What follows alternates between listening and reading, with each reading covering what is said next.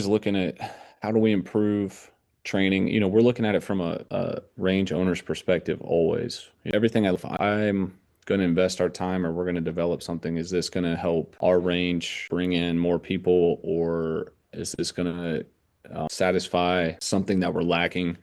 We built out a ton of training material over the last couple of years. So we had a lot of the live video stuff. We had a lot of decision making stuff.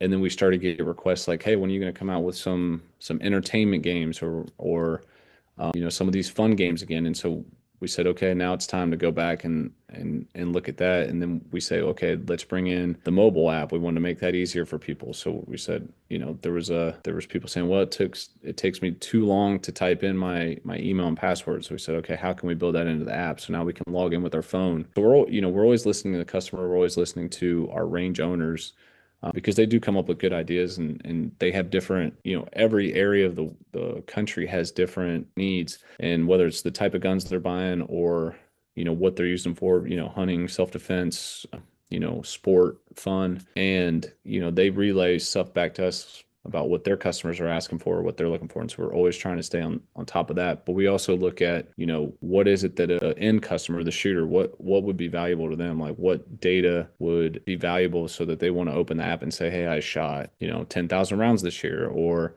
I've tracked my highest score on this game, or, I just want to see what they're offering or where other locations are. So we're trying to stay, I would say we don't just look within the industry. We're looking at everything else outside the industry. Obviously, we're seeing a lot of the AI stuff, we're constantly going back and forth on, what kind of the technologies are out there that we could build into our stuff, or what's going to be there in the future. What are some future ideas that, keep us relevant. And that's the nice thing about us, having the ability to update everything and keep fresh, is that if there's something that really changes in the industry that makes sense, we can go and shift our focus on adding those things in.